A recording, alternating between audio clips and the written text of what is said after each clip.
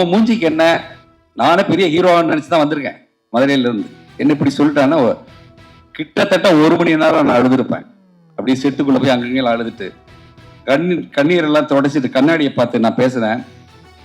இந்த மூஞ்சி நீ அசிங்கப்படுத்திட்டே, இந்த மூஞ்சி சினிமால வரும், நான் நடிப்பேன், நான் திரையில வருவேன், அதை பார்க்கறது கூட நீ இருக்க மாட்ட அப்படின்னு என்னுடைய கோபத்தை அங்க வெளிப்படுத்தல, அந்த கண்ணாடி முன்னாடி வெளிப்படுத்தல. கண்டிப்பா இந்த படம் பெரிய சக்சஸ் ஆகும். இந்த படம் வந்து அந்த ஃபீலிங் வந்து நம்ம ட்ரெய்லர்லேயே பார்த்துப்போம். கண்டிப்பா எல்லாருக்கும் டிரான்ஸ்லேட் ஆகும், ஆடியன்ஸோட கனெக்ட் ஆகும்னு நான் நம்புறேன். Good friends, and it helps a lot when the team is so coherent. Everybody is together. Kavin was an absolute delight again as a co-actor.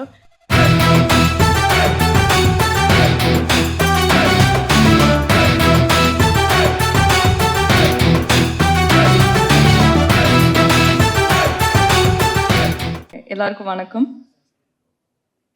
இன்னைக்கு எனக்கு ரொம்ப ஸ்பெஷலான நாள். என்னோட முதல் படத்தோட ரிலீஸ் ஆக போகுது. 1 வருஷம் முன்னாடி என்கிட்ட யாராவது ஒரு தரமான படத்தில் நீங்கள் ஃபீமேல் லீடாக நடிப்பீங்க அப்படின்னு சொல்லியிருந்தா கண்டிப்பாக நான் நம்பியிருக்க மாட்டேன். ஆனால் இன்னைக்கு நான் இங்கே நிற்கிறேன்னா அதுக்கு நான் என்னோட ஸ்டார் டீமுக்கும் என்னோட ஃபேமிலிக்கும் தான் தேங்க்யூ சொல்லணும். அது மட்டும் இல்லாமல் என்னோட தாய்மொழியான தமிழில் ஒரு படம் பண்ணுறதுக்கும் ஃபர்ஸ்ட் ரிலீஸ் பண்ணுறதை நினச்சா நான் ரொம்ப சந்தோஷப்படுறேன். I'm going to make this speech short. I just want to thank a few people. I want to thank my producers, Mr. Rupak and Mr. Sagar from Rice's Productions, and Mr. BVS and Prasad sir, for giving me this incredible opportunity and for believing in me. இவ்வளோ ஒரு நல்ல படத்தில் எவ்வளோ பெரிய role play பண்ணாலுமே அதில் என்னமோ ஒரு சாட்டிஸ்ஃபேக்ஷன் இருக்குது. So thank you so much for this particular opportunity. The next most important person I would like to thank is Ilan sir. நான் எப்படி பார்க்குறேன்னா, நான் ஒரு ஆக்ட்ரஸாக மாறினேன்னா நான் இளன் சரோட கைடன்ஸ்க்கு கீழே தான் நான் ஒரு ஆக்ட்ரஸாக மாறினேன்ற மாதிரி தான் நான் என்னையே பார்க்குறேன். ஸோ உண்மையாகவே நான் உங்ககிட்ட இருந்து நிறையாவே கற்றுக்கிட்டேன். So thank you so much Elan sir. And Kavin, உங்கள் கூட நான் நிறைய சீன்ஸ் பண்ணல, but I really want to say, ட்ரெய்லரை நான் உங்களோட தான் சேர்ந்து பார்த்துட்ருக்கேன். நான் இப்போ தான் படத்தை பார்க்க போகிறேன். Kavin, my huge congratulations to you. கண்டிப்பாக இந்த படத்துக்கு அப்புறம் நீங்கள் பெரிய ஸ்டாராக வருவீங்க. உங்கள் உழைப்புக்காக கண்டிப்பாக பெரிய ஸ்டாராக வருவீங்க. And last but not the least, I would like to thank my parents and my family. Without them, I would not be standing here today. I'm very grateful for them for being a rock solid support system to me. So thank you to them. And I also actually want to thank the entire star team for choosing me to be a part of them, because every day நான் செட்டுக்கு போகும்போது, என்னோட first படம்னால நான் செட்டுக்கு போகும்போது நான் பார்க்குறது என்னென்னா, I see every single person on the crew. Elan sir சொன்ன மாதிரி படத்தை அவங்களோட படமாகவே எடுத்து they put their heart and soul into everything they do for the film. And அதை பார்க்கும்போது தான் எனக்கு இதுக்காக தான் படம்லாம் பண்ணுறாங்க அப்படின்னு எனக்கு தோணுச்சு. So I really want to appreciate the team for their spirit. And அந்த ஒரு ஸ்பிரிட், அந்த ஃபீலிங்காகவே கண்டிப்பாக இந்த படம் பெரிய சக்ஸஸ் ஆகும். இந்த படம் வந்து அந்த ஃபீலிங் வந்து நம்ம ட்ரெய்லர்லேயே பார்த்துப்போம். கண்டிப்பாக எல்லாருக்கும் டிரான்ஸ்லேட் ஆகும், ஆடியன்ஸோட கனெக்ட் ஆகும்னு நான் நம்புகிறேன். ஸோ கண்டிப்பாக எல்லாரும் படத்தை பாருங்க. ஐ assure you that it will touch your hearts. Thank you. எல்லாருக்கும் வணக்கம். வணக்கம் Chennai. Chennai feels like home. I'm getting there with my Tamil. கொஞ்சம் கொஞ்சம் தெரியும். But yes, Chennai feels like home. I have grown up with South Indian food primarily, and people around me who were Tamil, and we have similar culture. I'm a Maharashtrian, I'm a Marathi speaking girl, so we have similar culture with Tamil and Tamilians and Maharashtrians, I feel. So it feels amazing to be back in Chennai, and I would give the entire credit to Ilan. Absolute delight to work with, an amazing director, and I think he has the core quality of a director, which is patience. With a lot of patience, he taught me not only the lines, the dialogues, but the dialect and the emotion to pull Surabhi to who she is, from Jimiki to Surabhi and Surabhi to Jimiki, because there is a lot that you will see that Surabhi will give you all in terms of emotion. So I would really like to thank Ilan. Thank you so much for this opportunity. I would really thank my producers, Sagar sir, Papi sir, and Rupak sir for this opportunity. And I think I come from theater, so for me, rehearsing lines is a very important factor. And this journey has been a lot of fun, because from dragging the director to the beach to rehearse lines, I had the opportunity and I had the freedom, because yes, we are good friends, and it helps a lot when the team is so coherent. Everybody is together. Kavan was an absolute delight again as a co-actor. I remember I told him in his vanity van, please forgive me if I bother you throughout with my language or with, not going ahead with the lines, because uh, this is my first film in a way, I could say. So yeah, and he was an absolute sport. So I'm very, very, very excited for the 10th. My family is coming here to watch, and I'm sure everyone else is also equally excited. So thank you, Chennai, I would say. அனைவருக்கும் வணக்கம். என்னை இந்த திரைப்படத்துறைக்கு கைபிடித்து அழைத்து வந்த என்னுடைய குருநாதர் stills Ravi அவர்களுக்கு என் முதல் வணக்கம். வழக்கமாக நான் இப்படித்தான் என்னுடைய பேச்சை ஆரம்பிப்பேன். இளன் மகன் தந்தை காற்றும் உதவி இவன் தந்தை என்னோற்றான் கொல்லணும் சொல், இது வள்ளுவருடைய வாய்மொழி. அதற்கு தகுந்தாப்போல என்னை உயர்த்திட்டாரு. இவனை பெறுறதுக்கு அப்பா அம்மா என்ன தவறு செஞ்சாங்களோ அப்படி நினைக்கணும், அது மாதிரி நினைக்க வச்சிருக்காரு. அதே நேரத்தில் அவருக்கு நம்ம நான் ஒரு தகப்பனாக இருந்து என்ன செஞ்சுருக்கேங்கிறத காட்டிலும் சிறு வயதிலேயே ஃபேன்சி ட்ரெஸ் காம்படிஷன்லாம் நிறையா கலந்துக்குவான். நான் அழைச்சிட்டு போவேன். அண்ணி ராமராஜனுடைய ஒய்ஃபு நல்லி கூட என்னை கிண்டல் பண்ணுவாங்க, என்ன பாண்டியம்மா உன் ஆசையெல்லாம் இளன் மூலியமாக தீர்த்துக்கிறியா அப்படின்னு கேட்பாங்க. அப்படி போகும்போது ஒரு புத்தக கண்காட்சியில் வீர சிவாஜியாக இவர் கெட்டப்பில் போயிருந்தார். ஆனால் நான் இப்போ டிவிஎஸ் பெட்டியில் தான் அவனை அழைச்சிட்டு போவேன். முருகர் கட்டப்பட்டு போன வண்டியில் அழைச்சிட்டு போனால் பஸ்ஸில் இருக்கவங்களாம் அவனை பார்த்து கும்பிடுவாங்க. அந்த மாதிரி ஒரு நிகழ்வுகள் நடக்கும் நிறையா.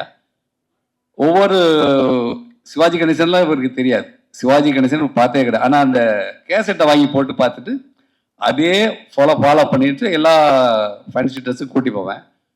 ஒரு தடவை மேக்கப் போட்டு இருக்கும்போது ஒரே தலைவலிப்பா அப்படின்னா, நான் போய் அந்த கிரீடம் விழுந்துடக்கூடாதுங்கிறக்க அதை பிடிச்சேன். கையெடுங்க அப்படின்னா, என்னன்னு கேட்டேன். ஸ்டேஜில் நீங்களா பிடிப்பீங்கன்னு கேட்டான். அது ஒரு 6 வயசு தான் இருக்கும். அந்த மாதிரி ஒரு கான்ஃபிடென்ஸாக இது இருந்தார். இவர் படிக்க வச்சு ஏரோநாட்டிக்கல் போயிட்டார். மெரிட்டில் தான் போனார்.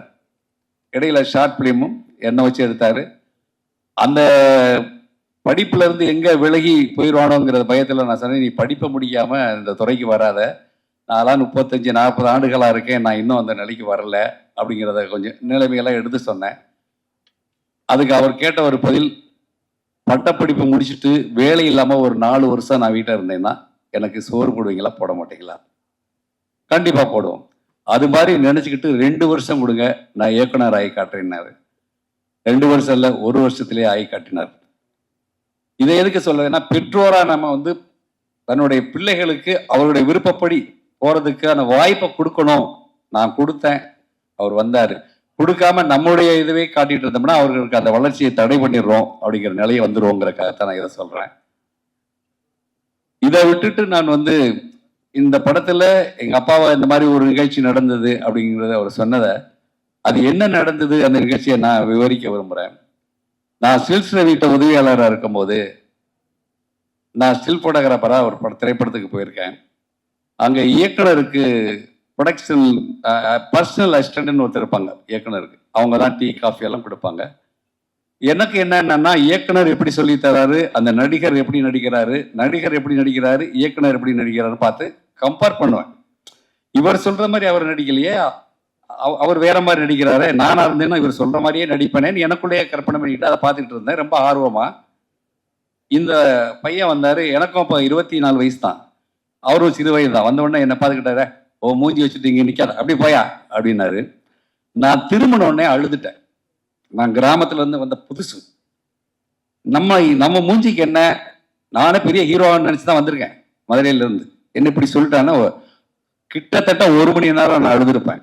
அப்படியே செட்டுக்குள்ள போய் அங்கங்கே அழுதுட்டு கண்ணீர் எல்லாம் தொடச்சிட்டு கண்ணாடியை பார்த்து நான் பேசுறேன், இந்த மூஞ்சி நீ அசிங்கப்படுத்திட்டே, இந்த மூஞ்சி சினிமால வரும், நான் நடிப்பேன், நான் திரையில வருவேன், அதை பார்க்கறது கூட நீ இருக்க மாட்ட அப்படின்னு என்னுடைய கோபத்தை அங்க வெளிப்படுத்தல, அந்த கண்ணாடி முன்னாடி வெளிப்படுத்தினேன். அதை நான் மறந்துட்டு வந்துட்டு நேரம் வந்து செட்டுக்குள்ள வர்றேன். கிளாப் அடிக்கிற சவுண்டு கேட்குது. திரும்பி பார்த்தா மனதில் உறுதி வேண்டும் அந்த படம். அந்த பாரதியினுடைய அந்த வார்த்தை என் மனசில் ஆழமா பதிஞ்சுது, மனதில் உறுதி வேண்டும். அதே உறுதியோட நான் இருந்து, இயக்குனர் வந்து பாலச்சந்தர்.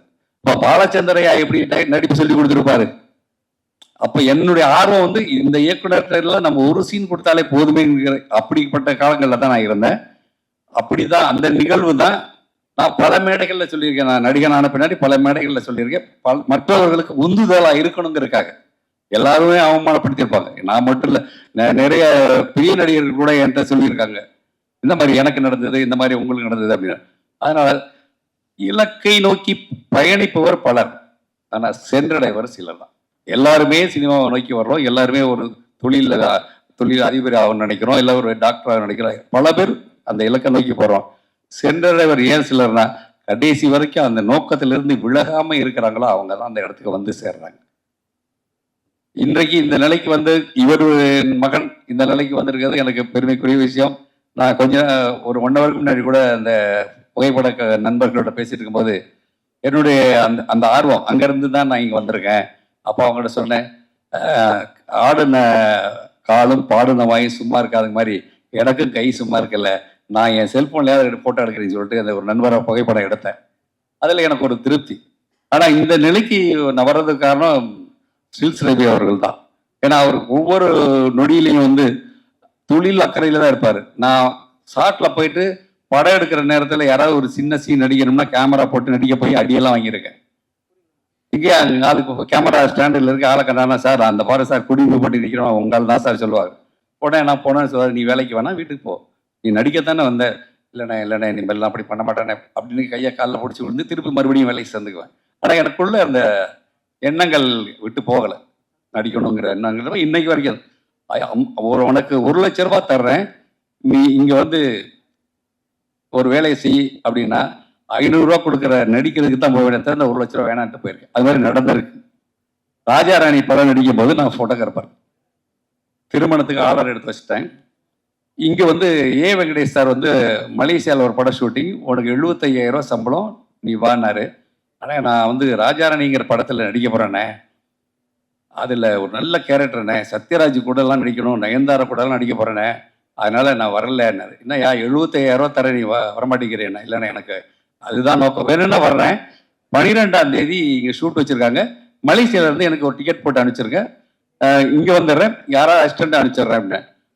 அது வேண்டாம், நான் எத்தனையோ ஃபோட்டோகிராஃபர் இருக்காங்க, இருந்தாலும் உன்னை என்ன பிடிக்கும் அதான் கூப்பிட்டுனாரு. அன்னைக்கு நான் அதை மறுத்து அந்த 75,000 ரூபா வேணான்னு போனேன். இங்கே அன்னைக்கு சம்பளம் வந்து 3,500 ரூபா கொடுத்தாங்க அந்த படத்தில். அப்போ ஷார்ட் ஃபிலிமில் 5,000 கொடுக்குறாங்க நாளை இயக்குனரில். அப்போ அட்லி தம்பிகிட்ட போய் கேட்ட, தம்பி ஷார்ட் ஃபிலிமே அவர் 5,000 ரூபா கொடுக்குறாங்களே, நீங்கள் ஒரு 3,500 ரூபா தரீங்களே அப்படின்னு. அவர் சிரிச்சுட்டு ஒரு 500 ரூபா போட்டு கொடுங்க, 3,000 ரூபா கொடுத்தாங்க, அப்புறம் 500 ரூபா போட்டு கொடுத்தாரு. அந்த கேஷியர் என்ன கேட்ட அந்த வவுச்சர் எழுதும்போது சொன்னார், இந்த 3,500 ரூபாய்க்கு நீ ஃபில் பண்ணுற இந்த திரைப்படம் ரிலீஸ் ஆன பின்னாடி கூட ஒரு சைவர் சேர்த்துக்க வாங்குவேன்னாரு. நான் வாங்குறேன். அப்போ அவர் எவ்வளோ கான்ஃபிடென்ஸாக சொன்னார், எல்லாருமே ஒரு கான்ஃபிடென்ஸ், அவர் அந்த கான்ஃபிடென்ஸ் சொன்னார், இதுக்கு பின்னாடி ஒரு சைவரை சேர்த்துக்க பாண்டியன் நீ வாங்குவேன் அப்படின்னாரு. 100வது நாள் விழாவுக்கு போகிறோம். நான் நடிகனா ஒரு 100வது நாள் ஃபங்க்ஷனுக்கு போகிறது அதுதான் முதல் இது. இப்போ போன பொண்ணு ஆரியா தான் என்னை கூப்பிட்டு போய் ரிசீவ் பண்ணி வச்சாரு. ஃபங்க்ஷன் நடந்தது. யூகி சேத் அண்ணன் வந்தார். அவர் வந்து யார் இந்த ஆர்டிஸ்ட்னு பார்க்கறதுக்கு தான் நான் வந்தேன் அப்படின்னு நான் தான் அப்படி சொன்னேன். நான் உடனே ஒரு பெருமையாக வந்து வந்தா பாண்டின்னு ஒரு விசிட்டிங் கார்டு அடிச்சு வச்சுருந்தேன். அடைமொழி இருந்தால் தான் சினிமாவில் நடிகர் ஆக முடியும் அப்படின்னு ஒரு கற்பனையில். அவர் வாங்கி பார்த்தாரு, சொன்னார், நீ ஒன்றும் காமெடின்னு கிடையாது, ஒன்று பெரிய நடிகன், நீ உனக்குள்ள என்ன வாய்ஸு என்ன பர்ஃபார்மன்ஸு, நீ ஏன் அதை வச்சுக்கிட்டு இருக்க, இன்னையிலேருந்து நீ வை ராஜாராணி பாண்டியன்னு வச்சுக்கன்னாரு. அவர் வச்ச பேர் தான் ராஜாராணி பாண்டியன். அன்னையிலேருந்து ராஜாராணி பாண்டியன் மாறிடு. தேங்க்ஸ் யுவி சேதன்னா. என்னைக்குமே நம்ம ஒவ்வொரு விஷயத்துக்குமே நம்ம ஒரு நன்றி ஒருத்தர் செஞ்சாங்களா அதை நினச்சிக்கிட்டே இருந்தால் நம்ம வாழ்க்கை தன்னால் போயிடும். அதில் எந்த மாற்றமும் கிடையாது.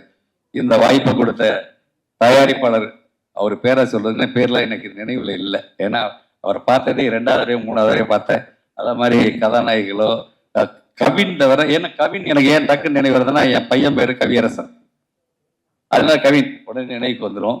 மற்ற ஆர்ட் டைரக்டர் அவருக்கும் நன்றி. கூட உழைத்த அத்தனை நல்ல உள்ளங்களுக்கும் நன்றி. அதே மாதிரி உதவி இயக்குனராக இருந்த அந்த அனைவருமே வந்து என்னுடைய பிள்ளைகள் மாதிரி தான். என் மனைவிக்கு வீட்டில் வந்து தான் சாப்பிடுவானுங்க, இது பண்ணுவானுங்க, போயிட்டு இருக்கோம். அந்த மாதிரி கடைசி வரைக்கும் அவங்களுக்குள்ள இந்த இயக்குனர் உதவி இயக்குனர் எந்த பாகுபாடும் இல்லை. ஆனால் நம்ம காலத்துல எல்லாம் இருந்துச்சு. இயக்குனர் வீட்டுக்கு போனால் வெளியே தான் நிற்கணும். இங்கே அப்படி இல்லை, எல்லாம் ஒன்றா தெரிவாங்க. அந்த பாகுபாடு இல்லாமல் என் பையனும் இப்போ அவன் அவங்களை கவனிச்சுக்கிட்டதுக்கு அதுக்காக நான் என் பையனுக்கும் நன்றி சொல்லிக்கிறேன். இந்த வாய்ப்பை கொடுத்த உங்கள் அனைவருக்கும், என்னுடைய பேச்சை கேட்ட பத்திரிகை நண்பர்களுக்கும், இந்த இடத்துல என்னுடைய மகனுங்கிறத பதிவு பண்ணதுக்காகவும் நன்றி. வணக்கம்.